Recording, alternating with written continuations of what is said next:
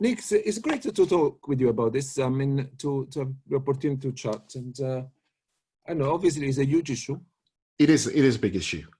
And I feel it personally, and I think it's being felt across the globe.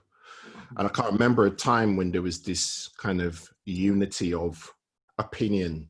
The George Floyd video somehow was so powerful, was so, disruptive. Also, people we use, there's been police brutality is nothing new. There's been, hundreds of people, especially black people, have been affected, black male in particular. But what very, very much touched me was that this time it was very polished and neat. This was a technique. This is a technique that policemen and policewomen learn in their academy. There was no, there was a knee there. The person was just basically almost chatting with his friend while at the same time was immobilizing a person by, putting pressure on their neck. I remember the first time I watched the video, and actually I had the video sent to me by a friend on WhatsApp. And I was just stunned and transfixed on what was unfolding.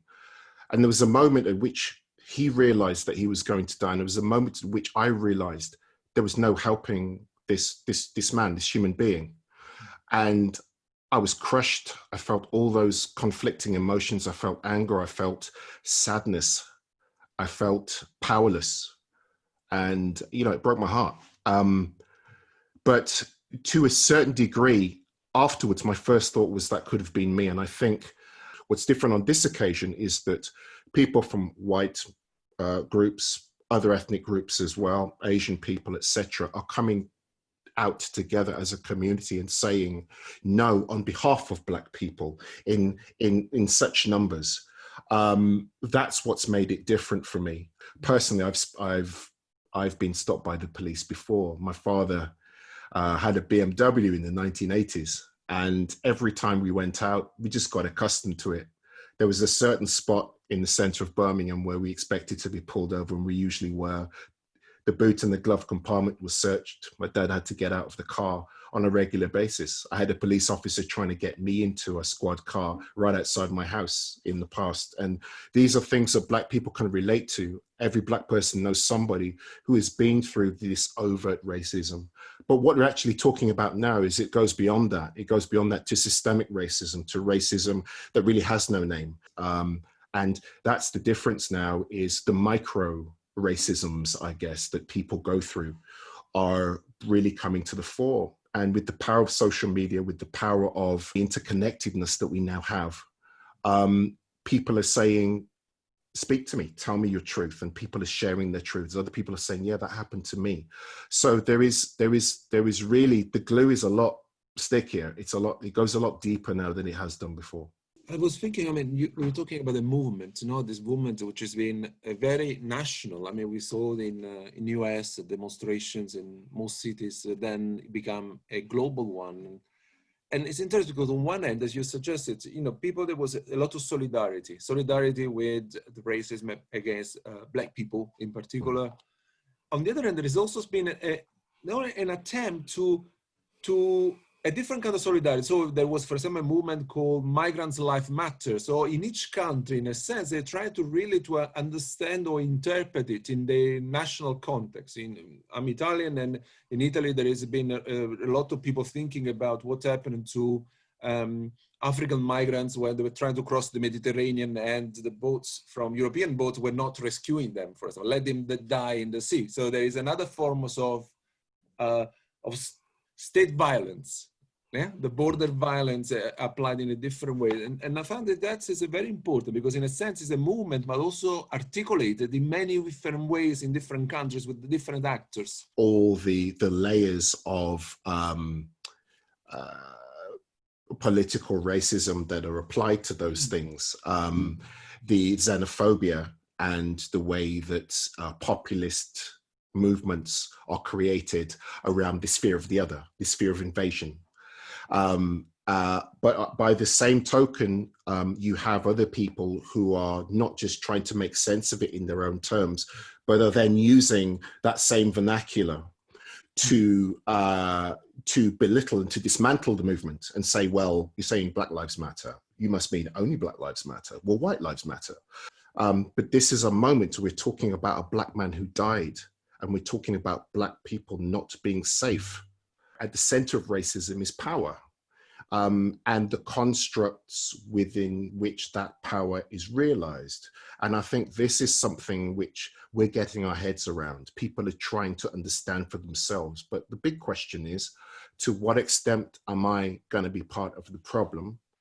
To what extent am I going to be part of the solution?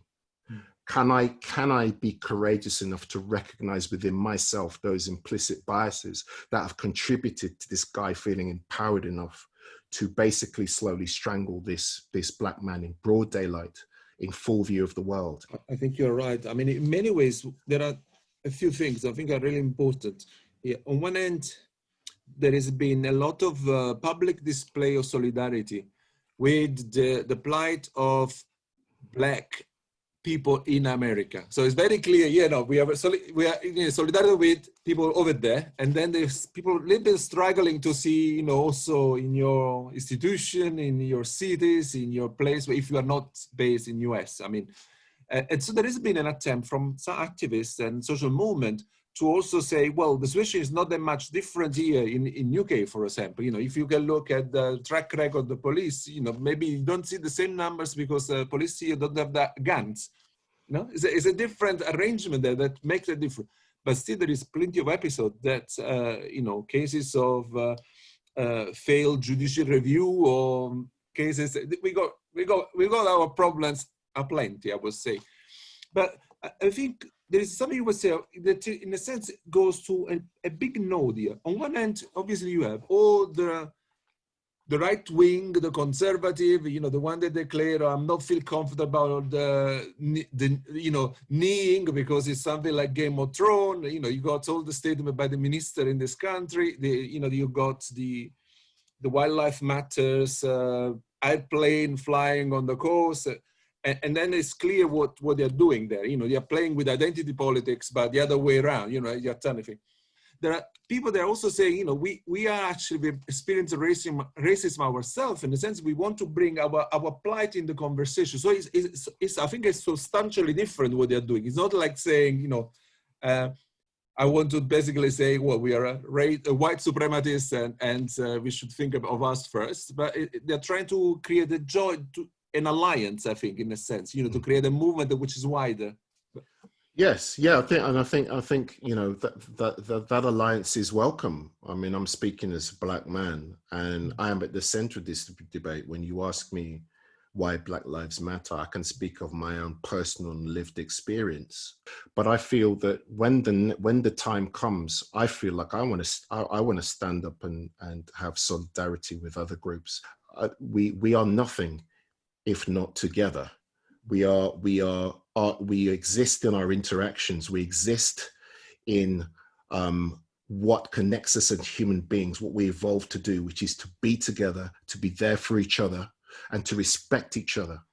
But I think in some ways, what we've been lacking here is a sense of empathy, which I think has a possibility to emerge now.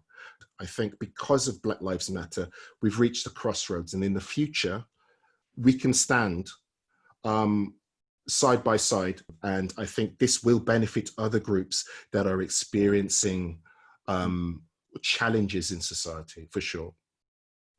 In UK, I mean, what we saw was, rather than a focus on the police brutality side, which is basically also the origin, in a sense, of the Black Lives Matters in US, initially, the focus has gone much more, at least at the beginning, on the status. Now there has been a lot of movement around the roads must fall, and up to the point then some of the statues have fallen, but then in a sense the solidarity seems also be lost some of the momentum, because then once you have dealt with the statue, then what next?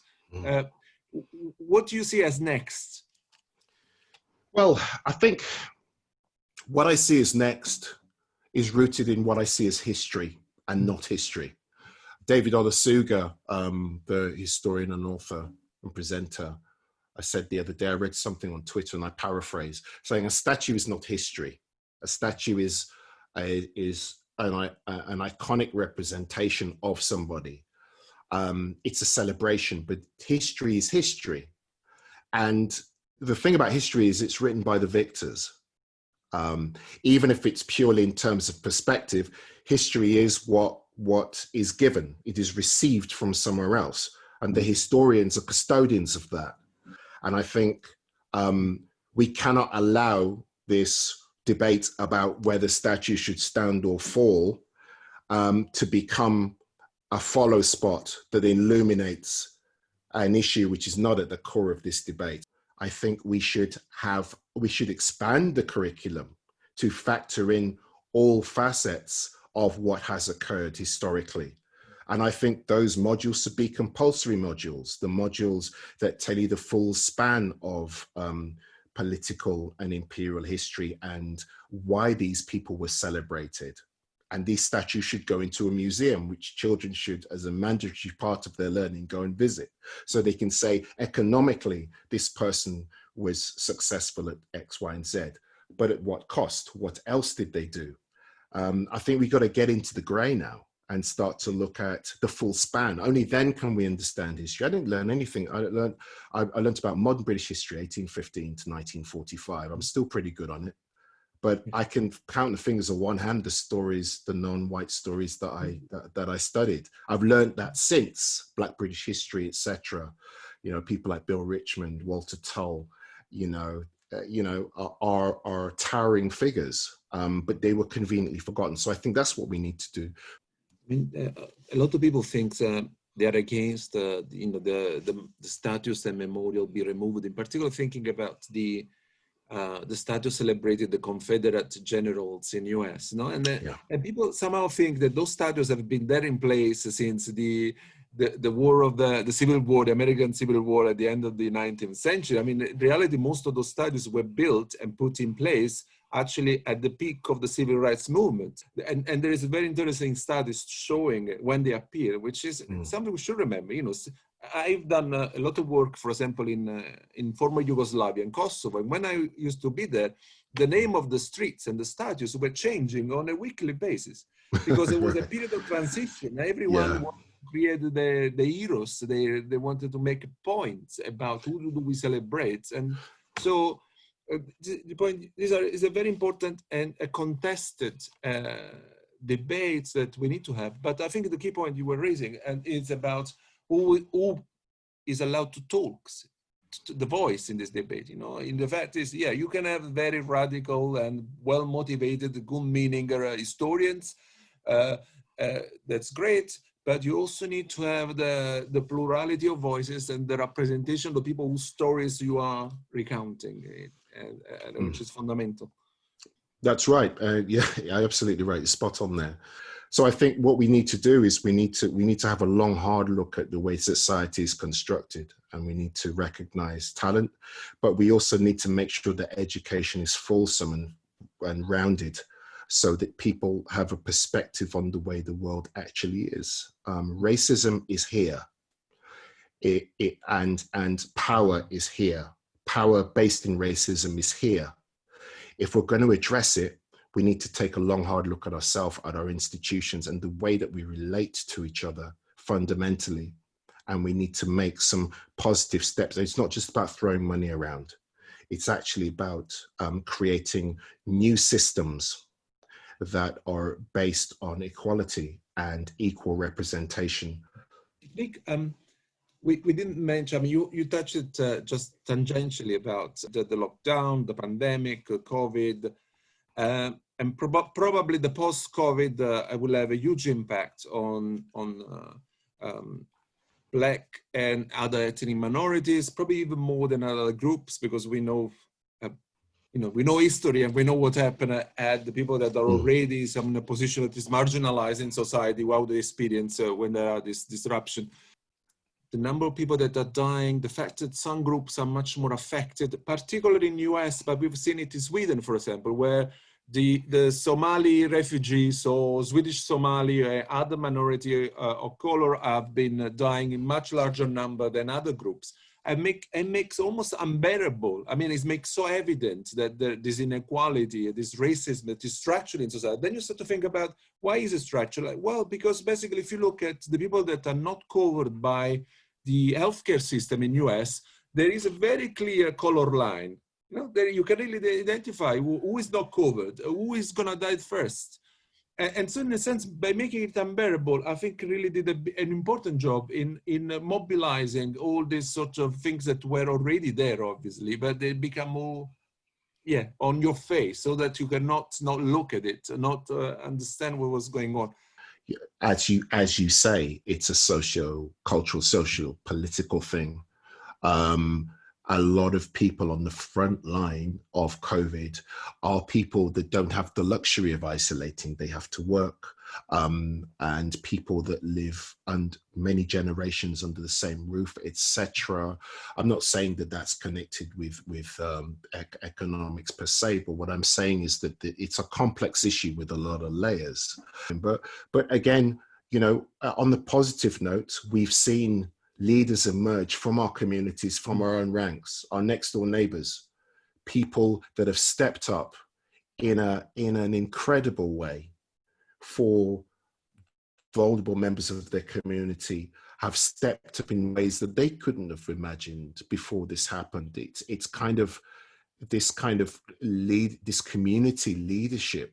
The people that I most remember most fondly, that have been most impressed with in this, are not the sort of people you'd have said I would have been before this started. Yeah, it's been great to have this conversation, Nick. And I think it's true that when you have a critical moment, it really helps to untap these energies and this potential. And I think the job now is to keep it going. I mean, to keep the momentum on and sort of build from it, rather than allow everyone to just move to the next issue in a week or 2 weeks' time. Is that this is a job for every one of us in different ways, in different roles, to work towards. You know, we have here the opportunity to not be talking about keeping this thing alive. We have the opportunity here to deeply reflect on our contribution to the positive and potentially to the negative of this situation. And I think then my hope is that when we're all of us are able to ask and answer these tough questions, what we'll get to is the point where our reflection creates action. And it's that empathy with, in this instance, Black lives and the Black experience, our understanding. When you take your ego out of the picture, what you're left with is a focus on a goal and an objective which suits all of us, which feeds our society and makes our communities better. And at that point, we'll no longer be talking about keeping Black Lives Matter alive. Black Lives Matter will be at the core, or its principles, or its ethos will be at the core of what it means to be human. And at that point, it'll keep itself alive.